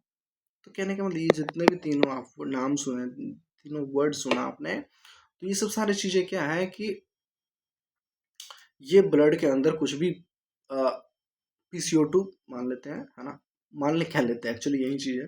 तो PCO2 अगर बढ़ा तो जाकर के इंडिकेट करेगा किसको? ब्रेन को, न्यूरोटॉक्सिक सेंटर को, एंड देन फाइनली किसको? देन फाइनली किसको? यहाँ कौन था रे? मेडुला को, ठीक है। तो ये काम फाइनली इसी को करना है, बट ये सब सारे तरीके थे। ये पहले डायरेक्ट यहाँ पे मिल रहा था इसको सिग्नल, अभी कहीं और से मिल रहा होगा, ठीक। तो देख लो आप, और कुछ नहीं है। और मैं इतना जो भाषण दिया हूँ ना आपको, मैं बताऊंगा NCERT में आपको कितना याद रखना है, कितनी चीज़ें ध्यान रखनी है, ठीक है। तो हाँ, अभी अपन एक बहुत ज़रूरी बात यार, कि अभी अपना जो भी बात कर रहे थे रेगुलेशन से, उसमें ना आप गौर किए होगी O2 कहीं नहीं आया, है ना। हम बात तो कर रहे हैं सारी चीज़ें किसकी? रेगुलेशन की कर रहे हैं बात, लेकिन भैया O2 तो आया नहीं उसमें, है ना। ऑक्सीजन फिर हम सांस लेना है, ऑक्सीजन मतलब सांस ले रहे हैं तो ऑक्सीजन ले रहे हैं, और उसका कोई रोल ही नहीं है रेगुलेशन, है ना। तो आखिर ऐसा क्यों हो रहा है? तो ये चीज़ें देखो, तो ये NCERT बस इतना लिखती है कि role of O2 is quite insignificant in regulation. सारा कुछ CO2 पे ही डिपेंड करता है आपका। CO2 बढ़ा फिर रेगुलेशन की सारी कहानी शुरू हो जाएगी। बट अगर O2 है तो O2 का तो कोई यूज़ है ही नहीं, तो NCERT बस इतना ही लिखती है। तो इसका एक है ना, ये सोचो कि मैटर क्यों नहीं करता, तो एक्चुअली यही चीज़ है कि इसकी जो कॉन्सेंट्रेशन है ना ब्लड के अंदर, थोड़ी सी बढ़ भी जाएगी तो ब्लड को कोई हार्म नहीं है ना, लेकिन PCO2 नहीं बढ़नी चाहिए। तो आपको जो अगर रेगुलेट करना है तो आपको उसी ग्राउंड पर करना होगा, CO2 को आपको जो है बढ़ने नहीं देना है, ठीक। तो इतनी बातें होप क्लियर हो गई होंगी, ठीक है। तो यही चीज़ है, as we discuss increase PCO2 but don't talk about decrease PO2, actually it does not matter majorly, है ना, बहुत ज़्यादा इसमें प्रॉब्लम नहीं होती, ठीक है। वो हम कभी भी कर सकते हैं, उसको रिकवर कर सकते हैं, ठीक है। अब ये देखो NCERT की लाइन्स है आपकी, जो आपने पढ़ा है, देखो मिलता है कि नहीं, मास्टर झूठ फूट तो नहीं पढ़ा दिया। So human beings have a significant ability to maintain, and थोड़ा मैं इसमें जल्दी जल्दी पढ़ूंगा। Human beings have a significant ability to maintain and moderate the respiratory rhythm to suit the demand of the body tissue, ठीक है। मतलब हमारे ह्यूमन बींग्स के अंदर क्या होती हैं, कुछ सिग्निफिकेंट एबिलिटीज दी गई हैं, है ना, कि हम मेंटेन कर सकते हैं, मॉडरेट कर सकते हैं, आगे पीछे कर सकते हैं, थोड़ा ज़्यादा कम कर सकते हैं, इसको रेस्पिरेटरी रिदम को, to suit the demand of the body tissue, मतलब बॉडी की कैसी डिमांड है ना, बॉडी मेहनत कर रही है, पड़ी हुई है, क्या कर रहा है नहीं कर रहा है, बीमार है, बहुत तरह की जो भी टिश्यूज़ की डिमांड होती है उस हिसाब से हम क्या कर सकते हैं, मेंटेन और मॉडरेट कर सकते हैं अपने रेस्पिरेटरी रिदम को, clear. This is done by the neural system, पहली बात तो न्यूरल सिस्टम से हो रहा होता है, ठीक है। न्यूरल सिस्टम के अंदर आपका कौन कौन इन्वॉल्व था, वही सारी चीज़ें, कौन, हाँ, फोन्स वाला, ये मेडुला वाला, न्यूरोटॉक्सिक सेंटर एंड RCC, ठीक है, रेस्पिरेटरी रिदम सेंटर। तो ये सारी चीज़ें हैं, वो किससे रिलेटेड है? न्यूरल से रिलेटेड है। मेरे को लगता है मैं एक चीज़ बार बार बोलता हूँ, है ना, एक ही चीज़ बार बार बोलता हूँ, किसी को इरिटेटिव भी लग सकता है, और जो बहुत ही जीरो लेवल का बच्चा हो जिसको सब चीज़ फिर से पढ़ना है, सब चीज़ नए तरीके से पढ़ना है, उसके लिए हेल्पफुल भी हो सकता है। पता है मैं ना जब स्टार्टिंग करा था 10th के बाद, तो कभी कभी ऐसा होता था कि यार मैं ठीक है, मैं अच्छा बच्चा था 10वीं तक, है ना, वो ग्रैब करना, कोई भी कुछ नई चीज़ों को समझना, तो उसमें मुझे बहुत ज़्यादा दिक्कत नहीं थी 10वीं लेवल तक। बट 11th में आने के बाद ना आपके साथ एक बहुत ही ड्रास्टिक चेंज हो जाता है आपके साथ, ठीक है। प्रॉब्लम क्या होती है मैं बताता हूँ आपको। और ये ऑलमोस्ट ना हर एक बच्चे, एवरेज बच्चे जो हैं सो वो फील करते होंगे। होता क्या, कोचिंग वोचिंग में आप जाते हो, जब मैं भी गया था स्टार्टिंग में, ठीक है, तो वहाँ ना कुछ बच्चों का तो रिस्पॉन्स ऐसा रहेगा कि नहीं टीचर तो सही पढ़ा रहे हैं आप, है ना, सब कुछ तो समझ आ ही रहा है। और कुछ बच्चे कहेंगे कि नहीं यार तो कुछ समझ ही नहीं आ रहा, कुछ पढ़ ही नहीं पढ़ रहा, है ना। अब टीचर तो वही है, किसी को समझ आ रहा किसी को नहीं समझ आ रहा, ठीक है। कहने को हम भी सही बच्चे थे, लेकिन प्रॉब्लम पता है कहाँ होती है, कि आपको अगर उसकी बैकग्राउंड कुछ नहीं पता, कुछ नहीं पता बिल्कुल, तो ये जो जीरो लेवल पे टीचर समझ रहे हैं ना, मैं पढ़ा तो रहा हूँ, अब आपको मान लो कुछ ऐसे मतलब पढ़ाना है। अगर मान लेते हैं कि 2+2=4 आपको नहीं आता, ठीक है, और डायरेक्टली कोई जो है सो फ्रैक्शन वाला 1/2 + 1/2 करा दे, तो थोड़ा सा मुश्किल होगा कि नहीं। बट जिसको अब 2+2 आता होगा, वो इसको रिलेट आसानी से कर पाएगा, है ना? और जो जिसको नहीं आता होगा वो थोड़ा सा बाद में रिलेट करेगा, है ना। तो थोड़ा सा ये जो ग्रैबिंग वाली चीज़ है ना, वो प्रॉब्लम होती है कभी कभी, तो मैं बार बार रिपीट कर, और अपन ना इंतजार करते रहते थे कि सर ना चलो इस बार में नहीं समझ, एक बार और जब बताएंगे तब थोड़ा सा ध्यान से सुन लेंगे, तो ये चीज़ होती है। और कई बार क्लिक कर जाती है, हाँ ठीक ठीक ठीक, अच्छा ये क्या रहता है, ओके आ गया, अब तो आ गया। और एक बार कह के निकल गया, तो फिर थोड़ी सी प्रॉब्लम हो जाती है। तो उस समय में ना उतना वो नहीं था, मतलब जो आज के समय में ऑनलाइन वाली चीज़ें हैं ना, हमने पूरी ऑफलाइन पढ़ाई की है, ठीक। तो ये प्रॉब्लम होती है। तो अभी जो मैं बार बार रिपीट कर रहा हूँ ना, हो सकता है किसी के लिए बहुत हेल्पफुल हो, है ना, और किसी के लिए थोड़ा सा इरिटेटिंग भी लग सकता है। तो यार माफ़ करना मुझे, ठीक है, मेरे को उस लेवल से चलना पड़ेगा। हाँ, पर मेरा ये देखो, हर एक, जैसे कि अभी मैं ये सीरीज़ लेके आया हूँ ह्यूमन फिजियोलॉजी, मेरे को पूरी पढ़ानी है। फिर मैं देखता हूँ अभी मेरा प्लान है कि जेनेटिक्स पढ़ा लूँ या कुछ भी कर लूँ, तो पहले तो इसी में टाइम लग जाएंगे काफ़ी, ठीक है। और मेरे पास और भी काम है, तो मैं इस पे कम्प्लीटली रिलाई नहीं करता हूँ टीचिंग पे। थोड़ी सी मेरी अलग कहानी है, वो कभी बाद में बताऊँगा, ठीक है। तो मेरे को जब जब टाइम मिलता है, फिर मैं कोशिश करता हूँ कि रोज़ एक दो मतलब रोज़ थोड़ी देर पढ़ा लिया करूँ, कुछ कुछ चीज़ें ऐसे चलता रहे, है ना, ये चीज़ें बंद ना हो, कभी स्क्रीन खत्म ना हो। तो अभी ना मेरे को पूरा सब कुछ पढ़ाना है। देखो मेरे को वो करने होते हैं ना, मतलब व्यूअर्स कलेक्ट करने होते हैं, फिर मेरे को छा जाना होता है, इस तरह की चीज़ें अगर करनी होती है। हालांकि यूट्यूब पे बड़ी मुश्किल है, अभी इतना ज़्यादा सब कुछ फैल रखा है, ऑलरेडी डला हुआ है सब चीज़। कोई मेरी वीडियोस क्यों देखेगा, तो मेरे वीडियोस ऑलमोस्ट आप जो भी देख रहे होंगे सजेशन के थ्रू, या फिर कहीं ना कहीं से आपको कोई ने कहा होगा कि चलो भाई कि ये भी पढ़ाता है तो पढ़ लेते हैं, या फिर मेरे कॉन्टैक्ट से जो भी चीज़ें, ठीक है। तो ऐसे आपको मिले होंगे। तो अभी मेरा यही है कि एक बार ना पूरा दबा के बहुत ही ढंग से बेसिक से सारी चीज़ें पढ़ाऊँ, ठीक है। उसके बाद क्या होगा कि सारी चीज़ें थोड़ा सा स्पीड अप वाली सीरीज लाएंगे, कुछ पर्टिकुलर टॉपिक्स को 5 मिनट के अंदर 10 मिनट के अंदर कवर कर लेंगे। तो मेरे को ये तो सेटिस्फेक्शन रहेगा ना, कि कोई ये नहीं कह सकता कि भाई 5-10 मिनट में तुम सिलेबस ये टॉपिक कैसे पढ़ा दिए। तो मैं रेफरेंस दे पाऊंगा कि नहीं भैया, इससे पहले मैंने मेहनत कर रखी है, जाके पहले वो देख के आओ, है कि नहीं। तो थोड़ा सा मेरे को लगता है कि एक बार सारी चीज़ें ढंग से कर लूँ, फिर कोई ये एलिगेशन ना लगा सके, और मैं भी थोड़ा सेटिस्फाइड। देखो एलिगेशन से फ़र्क नहीं पड़ता, बट खुद की सेल्फ सेटिस्फेक्शन थोड़ी सी मेरे लिए ज़्यादा मैटर करती है, ठीक है। तो यही मैं कह रहा था कि अभी मैं रील्स बनाता या फिर शॉर्ट डालता, या 1 मिनट के अंदर एक क्वेश्चन कर लूँ, इस तरह की चीज़ें कर सकता हूँ, ठीक है, वो मेरे लिए और आसान रहेगा।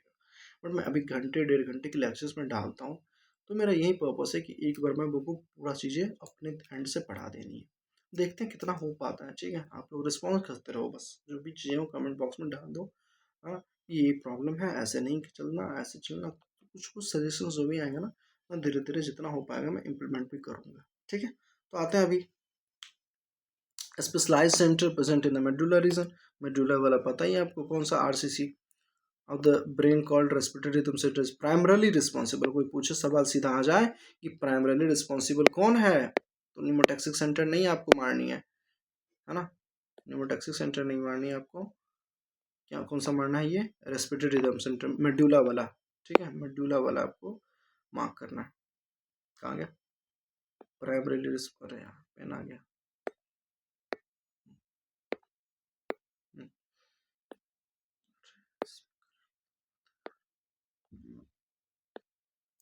प्राइमरली रिस्पॉन्सिबल कौन, मेडुला। सब कुछ लिखा हुआ ना, मिलाते चलना आप।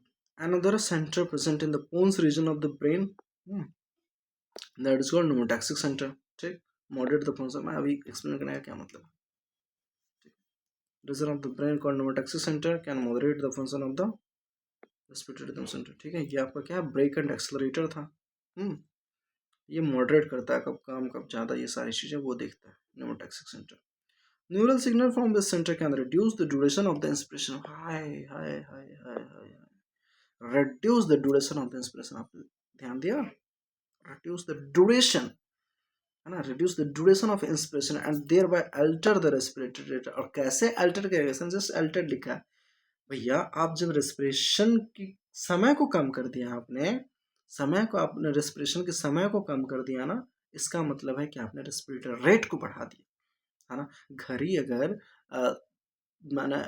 मैं ये कह दूँ कि घड़ी को अगर आपको स्लो करनी है, थोड़ा सा ये कॉन्सेप्ट है, सभी को लगता है ऐसा कुछ होता है ना, टाइम पीरियड को बढ़ा दूँ तो घड़ी स्लो होगी या क्या। हाँ, फिजिक्स ज़्यादा, फिजिक्स की ऑसिलेशन वगैरह आपने पढ़ी होगी, तो उसमें एक चीज़ होती है, हमारे सर पूछे तो सर ने पूछा कि भैया क्या होगा जब हम टाइम पीरियड को बढ़ा देंगे तो घड़ी स्लो होगी या फास्ट होगी। तो मैंने कहा भैया ठीक है, टाइम पीरियड आप बढ़ा रहे हो तो ऑब्वियसली घड़ी फास्ट होगी। ठीक है, आपको भी यही लग रहा होगा, है ना, सही बात है ना, सही बात है ना। टाइम पीरियड को बढ़ा रहे तो घड़ी तो फास्ट होनी चाहिए, क्या दिक्कत है इसमें बताओ, क्लियर। ठीक है, तो थोड़ी सी ये बात है इसमें कि ये सही नहीं है। टाइम पीरियड को जब ही आप बढ़ा रहे हो तो घड़ी आपकी स्लो हो जा रही है। हाँ, तो यही चीज़ें हैं, यही चीज़ें हैं कि आपने ड्यूरेशन ऑफ रेस्पिरेशन को कम किया तो रेस्पिरेटरी रेट आपका बढ़ गया। अब देखो टाइम पीरियड वाला चीज़ कॉन्सेप्चुअल है थोड़ा सा, चलो मैं कोशिश करता हूँ बताने की। ठीक है, कि जैसे कि टाइम पीरियड आपने बढ़ा दिया तो एक ही काम को करने में जो है सो टाइम ज़्यादा लग रहा है ना। अब टाइम पीरियड क्या होता है, टाइम पीरियड होता है कि वन ऑसिलेशन को कंप्लीट होने के लिए कितना टाइम लग रहा है। ठीक है, एक ऑसिलेशन कंप्लीट होने में कितना टाइम लग रहा है, that is called time period. अब अगर वो टाइम ज़्यादा लगने रहा है, एक ऑसिलेशन मतलब 1 सेकंड हो या फिर एक एक घंटा हो, उसको कंप्लीट होने में ही 1 घंटे जो एक्चुअल होने चाहिए थे उससे ज़्यादा हो रहे हैं, तो पूरा जो घड़ी जो चलेगा वो तो स्लो हो जाएगा ना फिर फाइनली। तो टाइम पीरियड बढ़ाने से घड़ी कभी भी फास्ट नहीं होती, रादर वो स्लो हो जाती है। ठीक है, तो ये चीज़ ध्यान रखनी है आपको, कोई पूछे तो ख्याल रखना। ठीक है, और क्रेडिट गोज टू मी। चलो ठीक है, तो ये चीज़ है, अब सबसे कुछ लिखा हुआ ना यार, सब कुछ लिखा हुआ आप पढ़ो, है ना। Chemo sensitive area is situated adjusted to the rhythm centre वे हाईली सेंसिटिव टू CO2 और हाइड्रोजन आयंस। ठीक है, अब इसने ना इन दोनों की बात शायद नहीं करी है क्या, इसे हम पहले पढ़ लेते हैं। ठीक है, एक क्या लिखा है, ये कीमो सेंसिटिव एरिया कहाँ प्रेजेंट होती है, एक वहाँ भी प्रेजेंट होती है रिदम सेंटर के पास, adjacent to the rhythm centre. तो जहाँ वो आपका था ना मेडुला, मेडुला के एडजेसेंट में रेस्पिरेटरी रिदम सेंटर था, तो वहाँ भी प्रेजेंट होती है क्या, एक ऐसे ही सिग्नल, ये केमो सेंसिटिव एरियाज जो केमिकल रिसेप्टर वाला पार्ट था, जो केमिकल कंट्रोल जो केमिकल रेगुलेशन वाला पार्ट था उसमें। ठीक है, तो आपने कैरोटिड आर्क पढ़ा, है ना, फिर एरोटिड बॉडीज पढ़ा, लेकिन वहाँ एक और चीज़ था, that is chemo sensitive chemo sorry that is medulla adjacent to RCC, medulla वाला पार्ट जो कि आरसीसी के,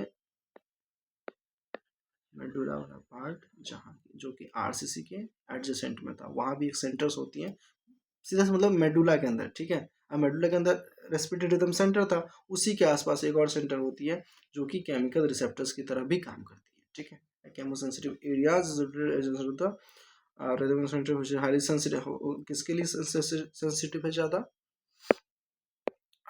ज़्यादा लैग तो नहीं कर रहा है, शर्म जैसी आ रही है।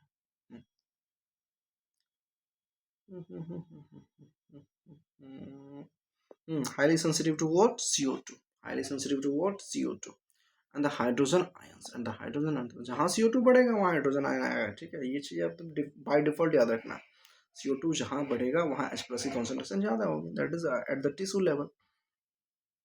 Increase in this substance can activate the center. This substance means what, CO2 and H+ का कंसंट्रेशन जहाँ बढ़ा तो इन सारे सेंटर्स को क्या करते हैं, उसने एक्टिवेट कर दिया, जगा दिया कि भैया प्रॉब्लम आ गई है, आग लग चुकी है, उठो उठो उठो। ठीक है। So increase in this vision toss can signal the rhythm centre to make necessary adjustment. तो भैया मेरा कुछ काम करने का नहीं है, मेरा काम था बताने का, जाओ जाके देखो आग लग गई तुम्हारे घर में। क्लियर? तो ये चीज है, turn can signal the rhythmic centre to make necessary adjustment. करो जो भी एडजस्टमेंट करने करो, देखो देखो प्रॉब्लम आ गई है। And the respiratory process by which this substance can be eliminated. और तुमको जोड़ लगाना है, जोड़ लगाना है लगाओ, लेकिन इसको एलिमिनेट करो। किसको? CO2 को, H plus ion concentration, mainly CO2 में ही बात करेंगे। जो भी CO2 आपके अंदर बढ़ गई है ना, आर्टेरियल ब्लड के अंदर, उसको निकालो। एलिमिनेट करने के जो जुगाड़ लगा सकते हो तुम लगाओ। एनसीईआरटी बस इतना ही कहती है, वो नहीं कहती कि क्या करना है नहीं करना है। हालांकि ये तो एक लाइन तो ये वाला कहा था ना, कि हमें क्या करनी है, ड्यूरेशन ऑफ द, कितना पेन चलाऊं मैं इस पे, reduce the duration of inspiration and thereby alter the respiratory rate। तो ये चीज़ आपको ध्यान रखनी है। तो हाँ ठीक है, वो एडजस्टमेंट यही करेगा ना एक्चुअली। कौन सा एडजस्टमेंट करेगा? ये वाला एडजस्टमेंट करेगा। ठीक है, यही वाला एडजस्टमेंट तो करेगा ये। क्या? So receptors associated with the artery arc and carotid artery also can recognize change in CO2 and H plus concentration। तो मेनली उसने किसके लिए कहा है? मेनली उसने कहा है मेडुला के लिए, लेकिन ऑल्सो और कौन कौन ये काम कर सकता था? तो ये कैरोटिड आर्क वाला,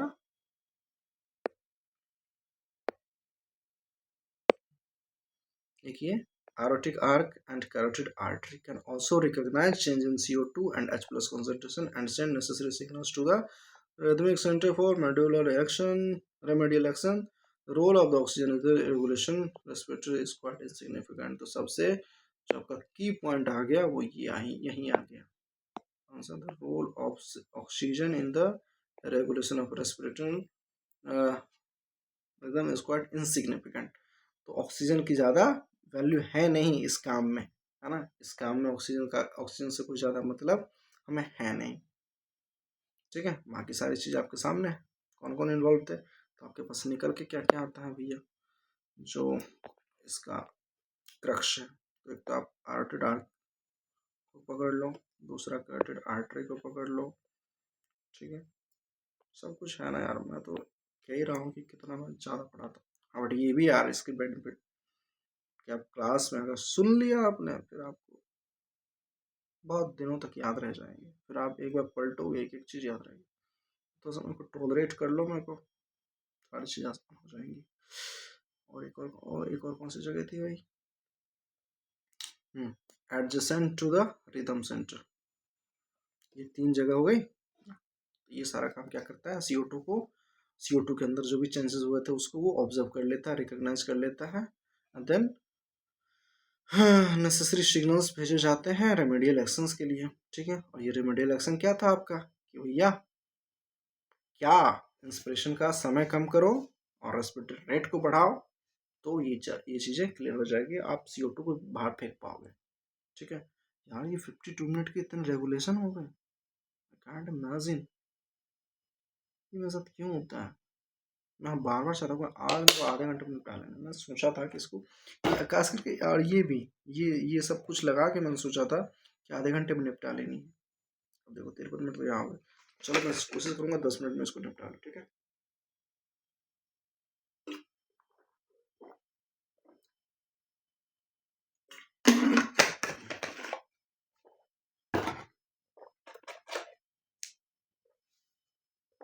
और फिर भी अगर आपको याद नहीं रहती तो बड़ी मुश्किल वाली बात है। ठीक है, चलो चलो रिविजन करते रहना यार, कोई बात नहीं, टाइम लगने दो।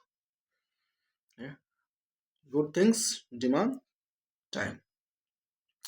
सो रेस्पिरेटरी सिस्टम से रिलेटेड जो भी डिसऑर्डर्स हैं आपके, जो भी बीमारियां हैं, कुछ कुछ जो नॉर्मल है ना, और बहुत ही कॉमन है इस तरह की चीज़ें, तो वो अपन डिस्कस करेंगे। ठीक है, बस अब ये भी नहीं है कि इतना ही है ना, एनसीईआरटी में तो कुछ नहीं है।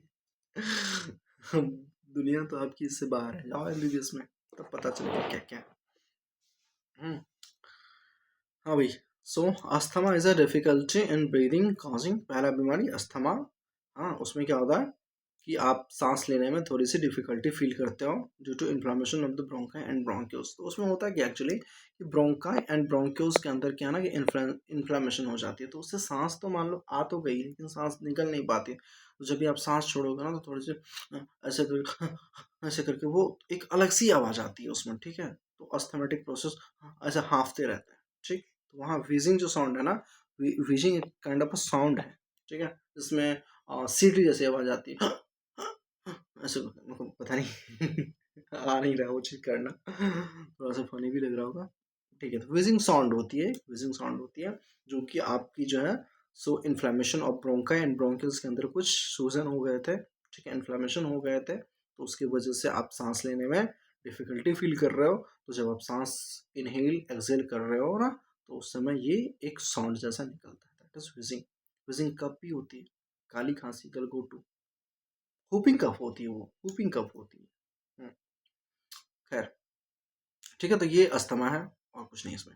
एम्फाइसीमा क्या होती है भाई, ये क्रॉनिक डिसऑर्डर है in which alveolar walls are damage due to which respiratory surface is decrease, ठीक है। तो इसमें क्या होता है कि जैसे कि मान लो ये रेस्पिरेशन, ये आपका एल्वेओला है, ठीक है, ये एल्वेओला है, ठीक है, या फिर ऐसे एल्वेओला है, ठीक है, ये थोड़ा सा बंच में होता है। तो अभी क्या है कि इसके पास ना ये अभी इसके पास जो ऑक्सीजन या फिर कार्बन डाइऑक्साइड गैसियस एक्सचेंज के लिए ना इतने सारे सरफेस प्रेजेंट है, ये तो था ही, अब ये भी प्रेजेंट था, ये वाला पोर्शन भी प्रेजेंट था, ये सारे वॉल है, एल्वेओलर वॉल्स हैं, एल्वेओलर वॉल्स हैं। तो ये क्या करता है ना, एल्वेओलर वॉल्स को डैमेज करने लग जाता है। इस बीमारी में होता क्या है कि एल्वेओलर वॉल्स डैमेज हो जाता है। तो एक्चुअली ये जो आप ओवर स्मोकिंग करते हो या फिर ज़्यादा स्मोकिंग करते हो या फिर स्मोकिंग करते हो तो ये प्रॉब्लम होती है, थोड़ा सा कम थोड़ा सा ज़्यादा, that depends on the frequency of how much you smoke, ठीक है। तो ये प्रॉब्लम होती है। तो जो सिगरेट होती है उसके धुएं के अंदर कुछ ऐसे पार्टिकल्स होते हैं, जो कुछ ऐसे केमिकल्स होते हैं जो क्या करता है, इस वॉल को डैमेज कर देता है। तो सीधी सी बात है, इस वॉल को अगर आप डैमेज कर दोगे, है ना, तो यही वॉल तो आपका वो था, याद करो आप, एक्सचेंज का जो एक अपन ने वो पढ़ा था, membrane, membrane of gaseous section, ठीक है। तो जिसमें कि वो बेसमेंट मेम्ब्रेन आता था, एल्वियोलाई वाला वो आता था, क्या नाम है, एपिथेलियम टिश्यूज, ठीक है, उसको एंडोथेलियम बोलते थे। उसके बाद उधर एस्क्वामस एपिथेलियम, तो वो जो एक 3 लेयर का जो ये बना था ना, उसको क्या कह रहे थे अपन, गैसियस सेक्शन, एक बार देख लें क्या, गैसियस सेक्शन ये तो था, गैसियस सेक्शन साइट था, उस साइट के अंदर हमने कुछ कुछ चीज़ें पढ़ी थी, तीन तीन तीन, हाँ ये वाला पॉइंट, डिफ्यूजन मेम्ब्रेन, अरे यार ये वर्ड नहीं याद आ रहा था, डिफ्यूजन मेम्ब्रेन, ठीक है। तो आप सोचो कि इन सारी जगहों से क्या हो रही है, ये गैसेस सेक्शन हो रहे थे ना, अब ये वॉल अगर डैमेज हो जाए आपकी, ये सारी वॉल्स अगर डैमेज हो जाए, तो फिर कैसे आप गैसेस एक्सचेंज करोगे, तो कैसे CO2 O2 का वो एक्सचेंज हो पाएगा, तो जो मेन फंक्शन था वही नहीं हो पा रहा ना अब तो, ठीक है। तो ये वॉल डैमेज होने से बहुत प्रॉब्लम हो जाएगी। तो that occurs when you smoke, ठीक है, तो उसमें बस यही है, ठीक है। सिगरेट स्मोकिंग से वजह से होती है, एंड ये रेस्पिरेटरी सर्फेसिस का डिक्रीज हो जाता है। रेस्पिरेटरी सर्फेस क्या होती है, डिक्रीज हो जाता है। तो सवाल ये आएगा, रेस्पिरेटरी सर्फेस की होती कैसे है, तो ये पहले तो डैमेज एंड डिक्रीज हो जाती है, ठीक, और कुछ नहीं इसमें। तो एम्फाइसीमा एक बहुत ही गहरी प्रॉब्लम हो सकती है, ठीक। आइए देखते हैं ऑक्यूपेशनल रेस्पिरेटरी डिसऑर्डर। इसमें क्या है कि भाई आप कहीं ऐसी जगह काम कर रहे हो जहाँ बहुत धूल उड़ रहा है, या फिर काम ही वैसा है, कोयले की खदान में काम कर रहे हैं, या फिर कहीं माइनिंग में काम कर रहा है, या फिर कहीं किसी चीज़ की जो है सो कटाई में काम कर रहा है, शीशे की कटाई होती है, वहाँ काम कर, उसके पार्टिकल्स आ करके आपके पूरे धूल में मिल जाते हैं, आप वहाँ से सांस लेते हो, तो सारी चीज़ें कहीं ना कहीं कितना रोकेगा ये सब, ठीक है। जब हवा में ही पूरा प्रदूषण फैला हुआ है, ठीक है, तो कितना ये सर आपका बॉडी रोक पाएगा, तो कहीं ना कहीं वो अंदर जाता है, फिर वो कितनी हार्मफुल है आपको पता ही है, ठीक है। तो ऐसा जब जहाँ एस्बेस्टस बनता है उस बीमारी को कहते हैं भी एस्बेस्टोसिस, ठीक है। सिलिकॉन डलता है वहाँ सिलिकोसिस बोलते हैं, इस तरह की चीज़ें होती है। देखो यहाँ क्या क्या लिखा हुआ, fibrosis, proliferation of the fibrous tissue, ठीक है। In certain industries, especially those involving grinding and the stone breaking, जो काट कटाई की काम वगैरह करते हैं, so much dust is produced that defense mechanism of the body cannot fully cope with the situation. Defence mechanism तभी करेगी ना यार, कम सम हो, है ना, थोड़ी बहुत कर लेगी, है ना। अब उसी माहौल में ही आपको रहना है, फिर क्या कर सकती है आपकी डिफेंस मैकेनिज्म? उतना ज़्यादा नहीं कोप कर पाएंगे ना, पूरे दिन आप धूल में रह रहे हो, हाँ, एक छोटी सी धूल में जाते हो तो आपको छींक आने लग जाती है, आप इतने परेशान हो जाते हो, सुबह से उठते हो तो पॉलन ग्रेस की जो खुशबू होती है उसकी वजह से भी आपको छींक आती है ना। तो ये सारी चीज़ें तो प्रॉब्लम है ही। एंड ऑल्सो अगर आप, और इसमें भी ये तो प्रॉब्लम था ही, अगर आप ऐसे जगह पे ही रह रहे हो जहाँ ये सारी चीज़ें खूब फ्रिक्वेंटली दिन में पता नहीं कितने देर आप उसी के आसपास रहते हो, है ना, तो बताओ वो कितना और ज़्यादा प्रॉब्लम क्रिएट करेगा। तो ये सब चीज़ें हैं, ग्राइंडिंग हो गया, स्टोन ब्रेकिंग, ऐसे कैसे कामों में क्या होती है कि बहुत ही डस्ट निकलता है और आपका डिफेंस मैकेनिज्म उसको कम्प्लीटली कोप अप नहीं कर पाता। तो लॉन्ग एक्सपोजर, लंबे समय तक अगर आप ऐसे रहोगे, है ना, तो inflammation leading to the fibrosis, proliferation of the fibrous tissue and this causing serious lungs damage. तो फाइब्रस टिश्यू में क्या हो जाती है आपकी इन्फ्लामेशन हो जाती है, सूजन हो जाती है, और फिर क्या होता है आपका लंग्स डैमेज हो जाता है। लंग्स आपका डैमेज हो जाता है। And workers in such industry should wear mask, protective mask. अब काम तो नहीं रुकेगा ना, काम तो नहीं रुकेगा, माइनिंग का जितने सारे प्रोडक्शंस वाले ही तो काम हो गए, है ना, तो काम तो रुकना नहीं है, तो क्या करो आप, मास्क लगा लो, थोड़ा बेहतर तो क्वालिटी के मास्क लगाने चाहिए, है ना। आपको थोड़ा सा कम एक्सपोजर को कम एक्सपोजर को एक्सपीरियंस करना पड़ेगा, है ना। आप या तो वहाँ लेबर्स की क्वांटिटी बढ़ा दो, है ना, ज़्यादा लेबर्स रखो, एक इंसान को थोड़ा कम उसके आसपास रहना पड़े, आप उसके रेगुलर हेल्थ चेकअप्स कराओ, उसको दवाइयाँ दो, बहुत तरीके की चीज़ें कर सकते हैं अपन, ठीक है। तो ये बात हो गया कि क्या ऑक्यूपेशनल, नाम ही ऑक्यूपेशन, काम से रिलेटेड, है ना, वो काम ही यहाँ बना, अब उसके अराउंड रहना है तो चीज़ें तो होंगी ही, ठीक है। तो आपकी चैप्टर हो जाती है ख़त्म, ठीक है। अब इस चैप्टर में कुछ नहीं है, ये बहुत ही प्यारा सा आपके पास ये पीडीएफ के फॉर्म में निकल के आ गया, ठीक है। कितने पेज हो गया, पेज गिनाएगा क्या? अच्छा उसमें दिखाएगा, आई थिंक 17, 18, 19, 20, 22, 21 तक हो गया, इसको डिलीट कर लेते हैं।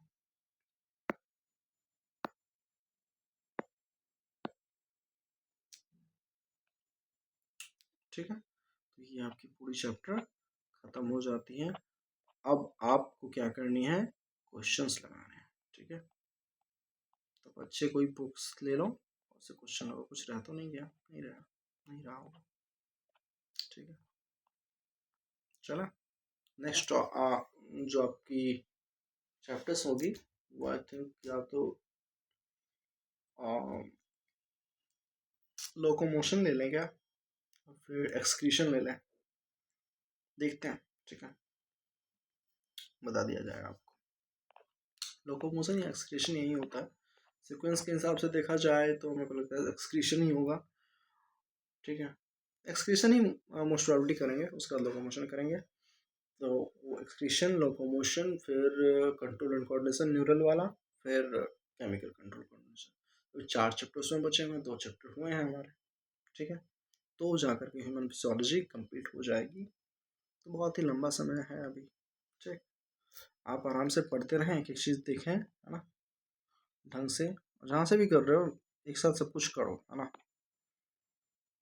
आपके लिए मैं इम्पोर्टेंट नहीं होना चाहिए, है ना, किससे पढ़ना नहीं पढ़ना है, आपको जहाँ से फ्रिक्वेंसी मैच करे, जहाँ से समझ आ जाए, है ना, तो वहाँ से पढ़ो, बट एकदम फोर के आओ, अच्छे से तैयारी करो, बायोलॉजी एकदम टिप्स पे हो जानी चाहिए, और एकदम ढंग से पढ़ो। ये बायोलॉजी को कभी ना हल्के में मत लिया करो यार, ये बड़ी प्रॉब्लम होती है, मैंने देखा है कि कर तो लेंगे बायोलॉजी, हो तो जाएगा, ठीक है, उसको इग्नोर करते रहते हैं।